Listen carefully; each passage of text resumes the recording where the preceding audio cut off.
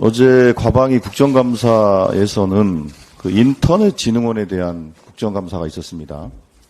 인터넷진흥원은 그 국정원 선관위 요청에 따라서 3명의 전문 기술 인력을 선관위 소위 이제 사이버 안보 태세에 대한 점검하는 기술 지원을 한 바 있었습니다. 관련해서 국정원이 선관위 사이트가 사이버 침해, 해킹에 매우 취약하다라는 발표가 있었지 않습니까? 그것과 관련해서 저희들이 어제 확인된 부분에 대해서 말씀드리고자 합니다. 국정원의 정치 개입, 선거 개입 의혹이 차츰 실체가 드러나고 있습니다. 국가정보원은 서울 강서구청장 보궐선거일을 불과 하루 앞두고 전자개표기 해킹을 통해 투표 분류 결과를 바꿀 수 있다라는 충격적인 보안점검 결과를 보도자료로 발표했습니다. 그러나 통상적인 발표와 달리 합동점검한 중앙선거관리위원회 인터넷진흥원은 발표 내용에 동의는커녕 사전에 협의조차 없었다는 것이 확인됐습니다. 선관위는 국정원이 제시한 해킹 위협 자체가 내부에 상당히 많은 조력자가 있어야 하는 등 비현실적이라며 반박 입장을 내기도 했습니다. 16일 어제 있었던 인터넷진흥원에 대한 국정감사에서 이원태 인터넷진흥원장은 선관위 일부 시스템 보안 취약점이 발견됐지만 현실적으로 선거관리 전체가 위험하다고 해석하는 건 한계점이 있다고 생각한다. 이렇게 밝혀서 국정원의 해킹 위협 발표에 동의하지 않았습니다. 특히 국정원과 인터넷진흥원의 공동 명의로 보도자료를 발표를 했는데 이 발표에 대해서도 사전에 협의되거나 동의되지 않은 명백한 국정원에 의한 인터넷진흥원의 명의를 도용한 명의 도용이다. 이것도 확인됐습니다. 이렇게 국정원의 독단적인 발표는 선거 결과에 대한 국민적 불신을 높이는 위험한 행태로 비판받아 마땅합니다.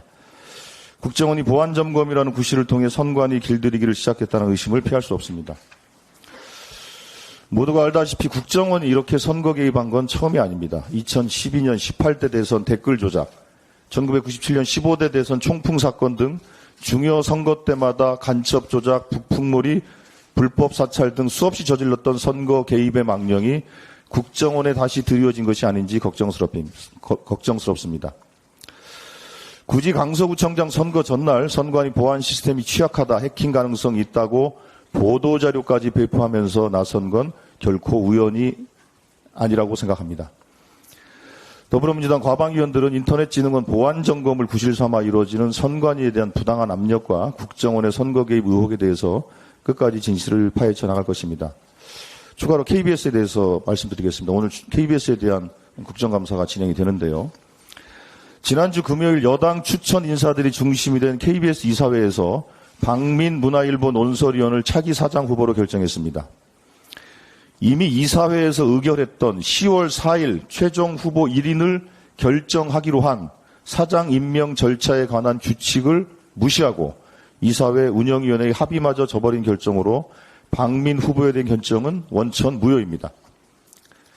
윤석열 정권은 수신료 분리징수로 공영방송 KBS 재원을 위태롭게 허문 것으로도 모자라 낙하산 사장을 통해 KBS 경영진을 정권의 꼭두각시로 만들겠다는 흑심을 노골적으로 드러내고 있습니다.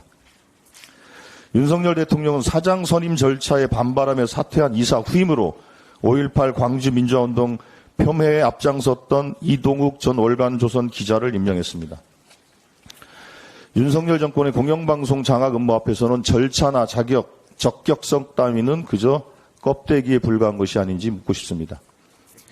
법원이 오는 20일 김희철 사장 해임 집행정지 가처분 신청에 대한 결론을 내기로 예정되어 있습니다. KBS 공영방송 장악이 법원에 의해 가로막힐까 두려워 조급한 인사 꼼수를 부리는 것은 아닌지 의심이 됩니다. 윤석열 정권에 경고합니다. 또한 언론 장악에 앞장서고 있는 이동관 방통위원장과 KBS 서기석 이사장에게 경고합니다. 불법과 편법을 자행하는 세력은 반드시 준엄한 국민의 심판 앞에 서게 된다는 것을 명심하기 바라며 지금 당장 공영방송 장악 시도를 중지하기 바랍니다. 이상입니다.